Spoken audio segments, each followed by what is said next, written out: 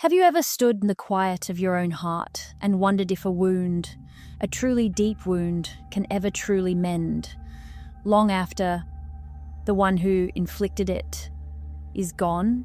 What becomes of an apology that remains unspoken? Does it dissolve into the ether, thin and forgotten, like a dream at dawn?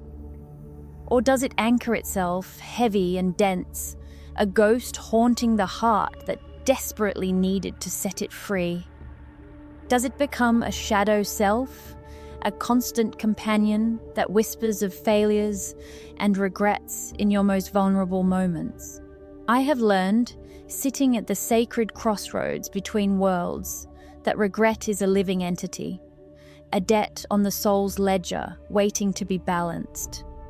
It is a universal language, spoken in hushed tones by both the living and the dead. Secrets do not die with us.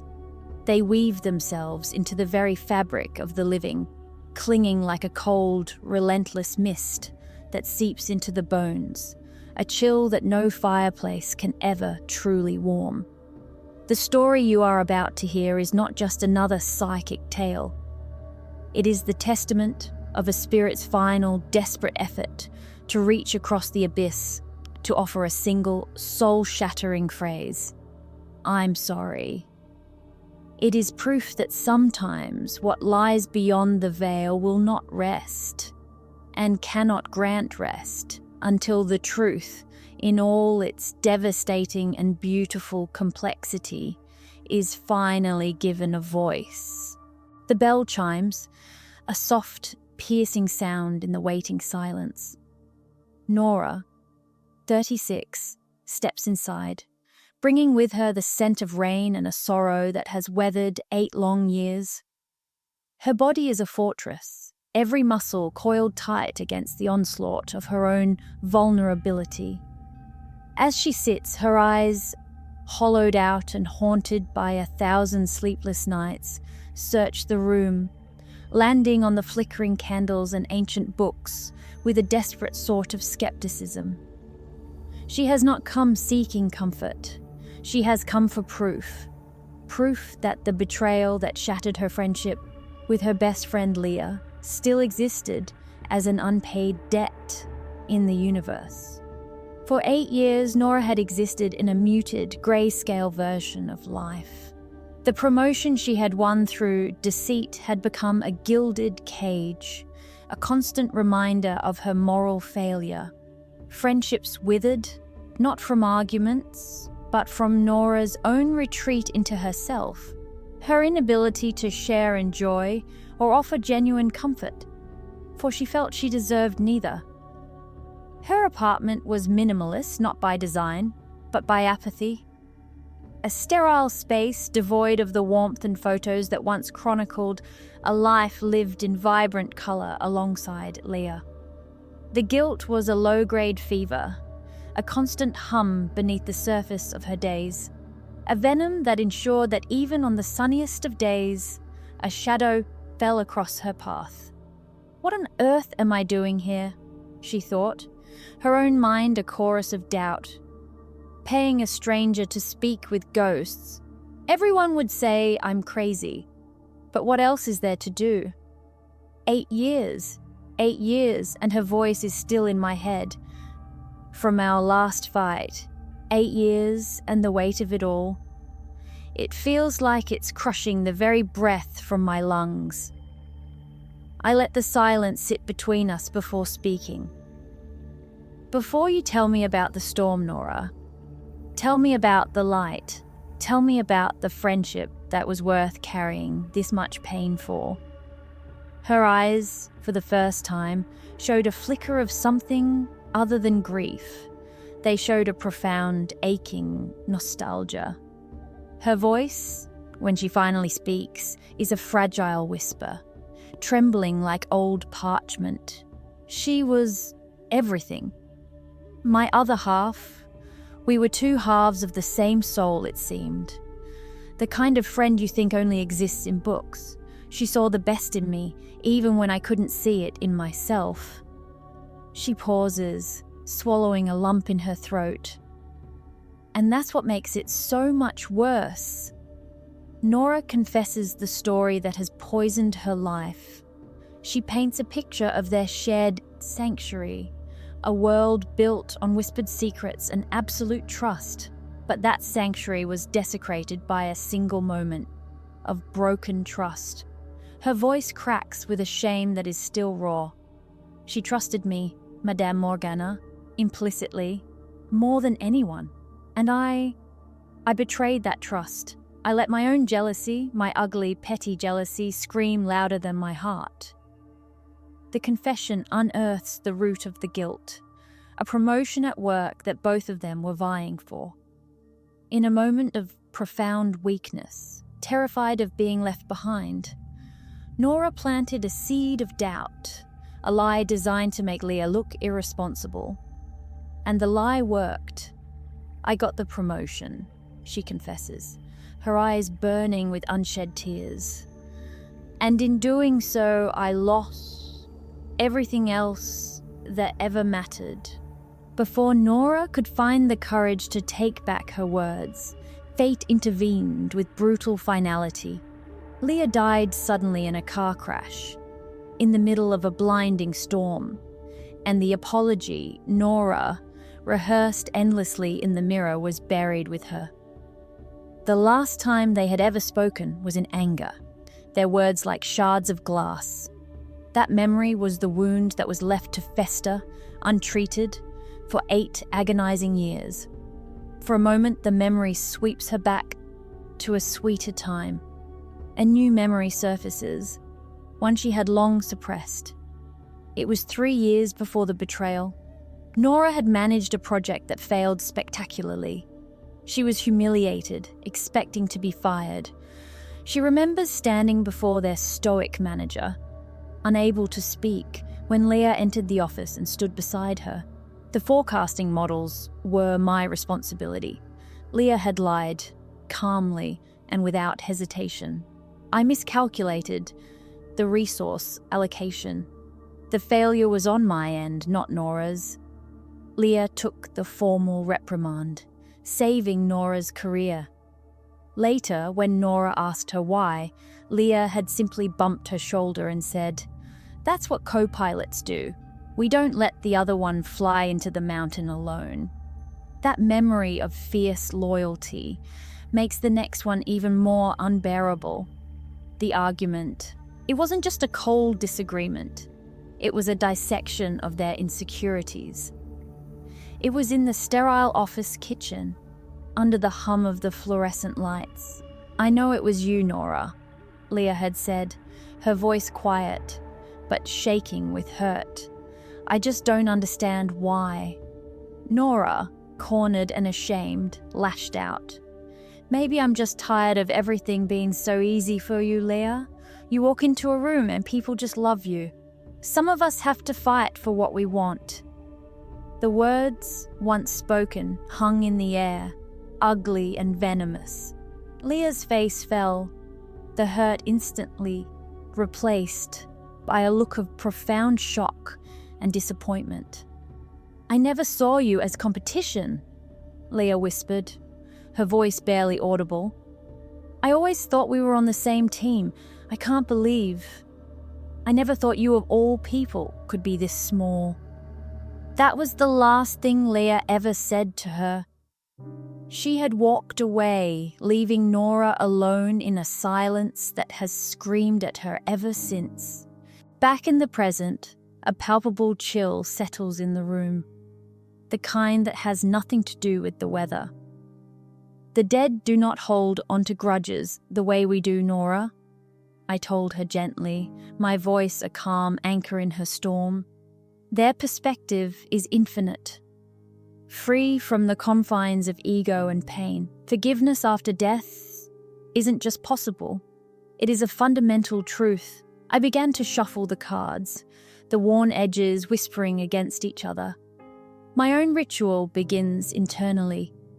I ground myself, envisioning roots extending from my feet deep into the earth, and I murmur a quiet prayer for protection and clarity, asking to be a clear and safe channel. I light a stick of sandalwood, its fragrant smoke curling upwards, meant to sanctify the space and invite benevolent spirits.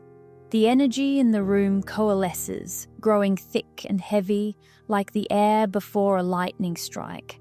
Suddenly, the candle flames lash violently to the side, as if a storm has broken within the walls of the room, yet outside all is still.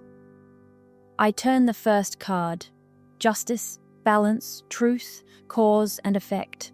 The universe was crying out for equilibrium to be restored. It was a sign that this meeting was not just allowed, but necessary. At that very moment, Nora's hand instinctively goes to her pocket, pulling out the frayed friendship bracelet Leah had made for her years ago. She clutches it like a holy relic. And then, the first sign. It is not the scent of vanilla perfume, but something deeper, more specific.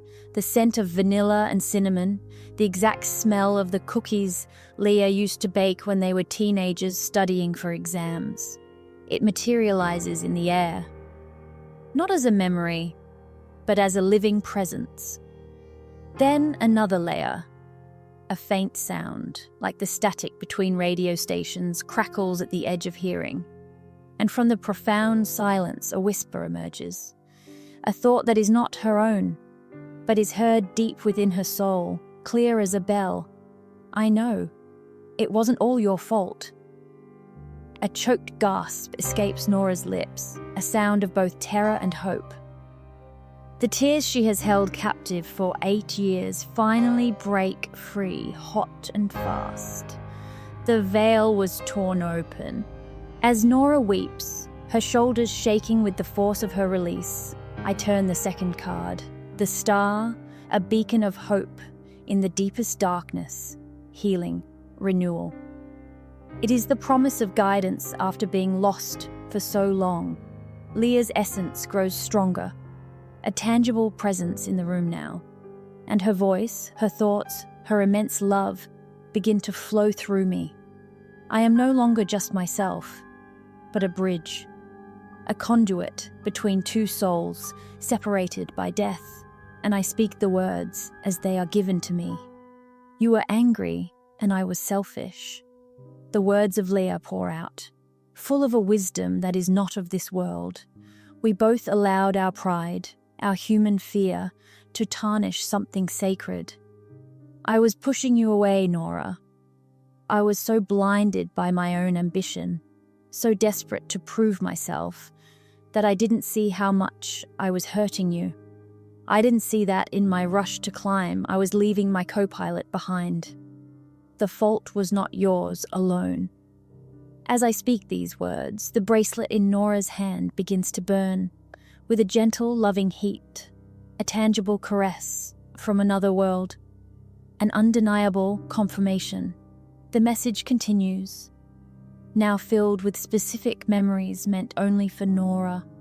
Do you remember that night we drove to the coast? We got lost, the map was useless, and we sang Queen at the top of our lungs for 2 hours until we found a diner at 3 a.m. Remember that? That joy was real. That was us. I forgave you the instant I crossed over, perhaps even before. There is no ambition here, Nora. No jealousy. There is only understanding. The love remains, but the pain attached to it falls away like dust. I want you to let this guilt go. It is an anchor, and it no longer serves you. It does not belong to you anymore, so I will say it plainly. I forgive you for the lie. I forgive you for your silence. But most of all, I forgive you for not believing you were good enough on your own. You always were. The final message is a plea, a loving command. Remember the rooftop north. Remember what we promised. Even after that promise still holds. So please live for the both of us now. Take that art class you gave up. Laugh until your sides ache. Don't waste another precious sunrise carrying a burden that I laid down long ago. I will be there. I promise. The dam inside Nora shatters completely. The sobs that rack her body are visceral, a violent, cleansing purge of a decade of grief, guilt, and self-hatred. This is not just sadness. It is the raw, exquisite relief of a soul unburdened, a prisoner tasting freedom for the first time. When the storm of tears finally passes, she seems transformed, lighter, the hollowness in her eyes, a permanent fixture for 8 years, has been filled with a soft, gentle light. I hand her one of the candles from my table, its flame burning steady and bright. Take this flame with you. Let it be a beacon, a reminder of this truth, of this connection. The forgiveness you received today was not to set her free. Leah was already free. It was about giving you, the one still here, permission to finally live again. It was about setting yourself free. 6 months later, the scene is not a park, but a brightly lit studio, smelling of charcoal and turpentine. Nora is in a life drawing class, something she had loved in college but abandoned, feeling she didn't deserve a passion that brought only joy. She is focused, her hand moving across the paper with a confidence she thought was lost forever. The person next to her accidentally knocks over a box of charcoal sticks, sending them scattering across the floor with a clatter. Old Nora would have flinched, apologized, and retreated into herself. New Nora looks, sees the absurdity, and lets out a deep, genuine laugh. She helps the stranger pick them up, their hands brushing, and she doesn't pull away. It is a small, perfect moment of human connection. She closes her eyes for a second, a smile on her lips, and takes a long, deep breath. It is the first true breath of a woman unbound. And so I ask you, what burden does your own heart still carry? Which unspoken apology, which unhealed betrayal still clings to your spirit like a chain, growing heavier with each passing year?